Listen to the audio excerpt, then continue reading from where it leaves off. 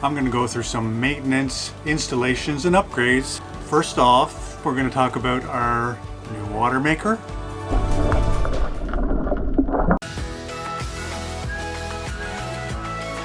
I'm Cindy, and this is Shell.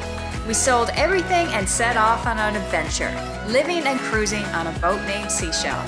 Click, subscribe, and sit back as we show you that it's possible for all of us to live an extraordinary life.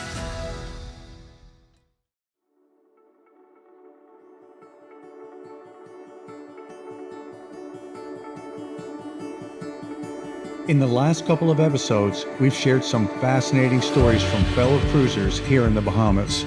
It's been a blast, and we're definitely going to keep those stories coming. But after 3 months of exploring the mid-Exumas, we thought it was time to give you a peek behind the scenes. We've been busy making some cool upgrades to the boat, and there was one unexpected challenge we had to tackle while we've been out here. Of course, we've also been soaking in the beauty of our favorite anchorages, taking it easy and just enjoying life on the water. We've spent a total of 3 glorious weeks at our last year's top spot, Pipe Key. And let me tell you, it did not disappoint. The snorkeling, spearfishing, and those magical sandbars rising from the sea. It's no wonder we keep coming back.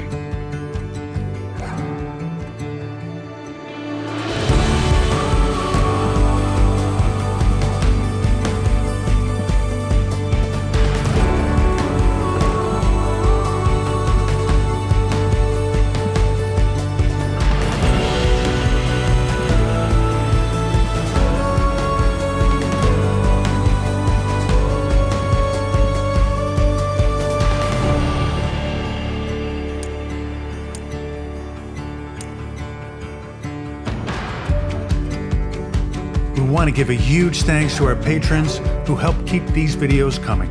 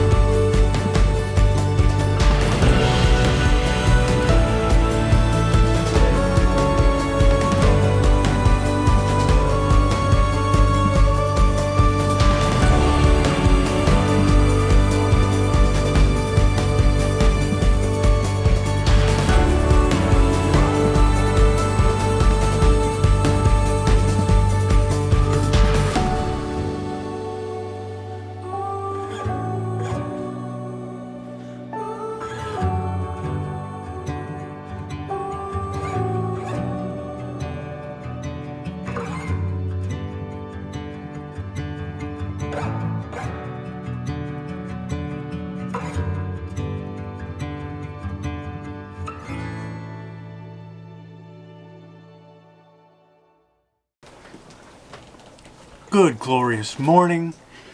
Today I'm going to go through some maintenance, installations, and upgrades that we've done for this season. First off, we're going to talk about our new water maker. I'm going to give an update on our Bouge RV Solar. You'll be very interested to know what has happened there. And I'll show you an upgrade we've done to our dinghy caddy as well for this year. So first off, come with me into the engine room.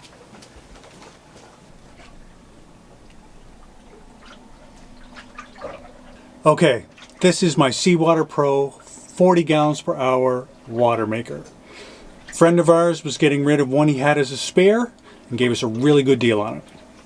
So I had a problem trying to figure out where to put this, but this whole wall forward in the engine room, so forward of the engines, this here, I had to remove all of the insulation in the sound barrier that we had here because it was, I'll show you another section that it all has to be replaced eventually because it was painted and the paint's peeling off it. It was a mess. The first thing was to just take everything off this wall and put this new, nicer, more robust sound barrier and insulation. This was all freed up to put in this these big filters. Pre-filters are here. The freshwater flush system is hooked here. The freshwater flush is actually conveniently teed into the fresh water lines that are running from the tank in the back up to the sink in the galley. So I just cut the gray, I guess you would call it PEX. It's older than PEX, but and teed into that, and that just feeds into this. And this is an automatic freshwater flush, so I've set it to like every 3 days to flush the system with fresh water.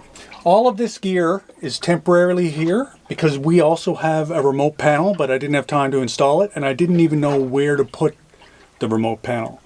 We're thinking up here, just up inside here is the garbage container, or like a little space in the galley. I'm thinking about cutting a hole there and putting the panel inside that cupboard, just so I can come up and under here and put everything up there. So all of this will be disconnected and I'll have a remote panel. So that's why there's wire ties here. The TDS monitor is just wire tied because all that's going to be up there. The high pressure pump is just underneath this ledge here on the forward, so next to the stairs coming up and under. So if you have a 44 dolly, this is where I put mine.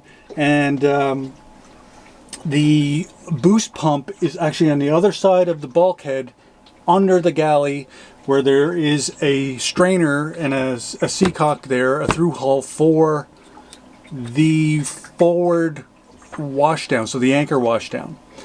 So the boost pump tees into that and tees off of after the strainer, and pushes water to the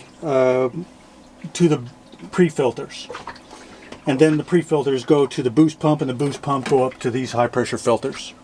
Right now, I am plugging both the boost pump and the high pressure pump into an outlet that I have here. So I don't have a switch yet. When I want to run this, I just plug it in, boost pump for a minute or two till I see water flowing, and then the high pressure pump I plug in, and then everything is going. And then I make sure on the meter everything is flowing properly. These will be permanently wired in when I get the remote panel done.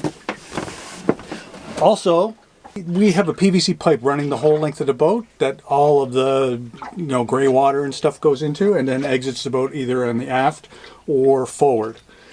And I had a spare inlet into that PVC pipe, and that's where the wastewater for the water maker is going into that. I should also mention I have a valve here that goes from freshwater tank to, if I want to fill up water bottles, I can just bring a water bottle down here and fill them up just by flipping the switch here, and we go to bottle fill up. And that's the water maker. We used to think a water maker was too expensive, and the convenience didn't justify the cost, especially since you can buy water in the Bahamas. But once you own one and experience the freedom it provides, you realize it's worth every penny.